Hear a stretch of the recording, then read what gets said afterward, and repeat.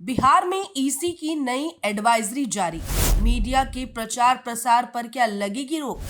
Exit poll पर भी दिखाई सख्ती।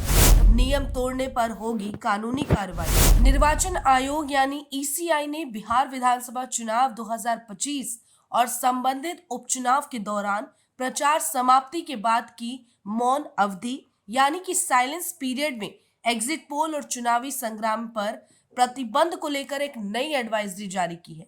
आयोग का कहना है कि मतदान के पहले और दौरान किसी भी तरह का चुनावी प्रचार, एग्जिट पोल या उनके नतीजों का प्रसार कानून के तहत सख्त वर्जित है। निर्वाचन आयोग के अनुसार बिहार विधानसभा चुनाव 2 चरणों में होंगे।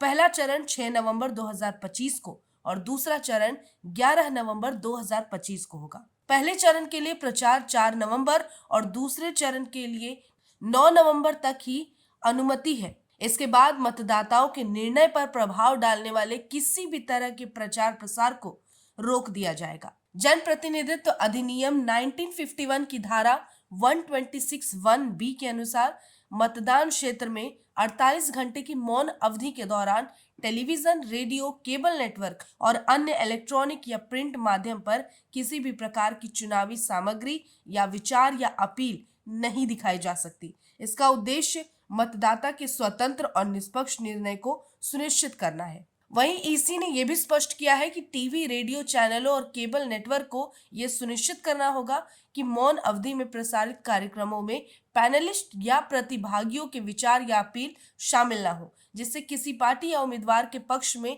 पूर्वाग्रह पैदा हो। इसमें जनमत सर्वेक्षण और एग्जिट पोल के परिणाम भी शामिल है। विशेष करके आयोग ने अधिसूचित किया है कि 6 नवंबर 2025 सुबह 7 बजे से 11 नवंबर 2025 शाम 6:30 बजे तक प्रिंट या इलेक्ट्रॉनिक मीडिया में एग्जिट पोल का संचालन और उनके रिजल्ट का प्रसारण बिल्कुल प्रतिबंधित रहेगा। उल्लंघन करने पर 2 साल तक की जेल, जुर्माना या दोनों की सजा हो सकती है। आयोग ने सभी मीडिया संस्थानों को चेतावनी दी है कि वो इस नियम का सख्ती से पालन करें और किसी भी प्रकार का ऐसा कंटेंट प्रसारित ना करें जिससे कि वोटर्स के विचार प्रभावित हो। ईसी ने दोहराया कि मौन अवधि यानी कि साइलेंस पीरियड में किसी पार्टी या उम्मीदवार को बढ़ावा देने वाले विचारों या अपील को प्रदर्शित करना भी कानून का उल्लंघन माना जाएगा।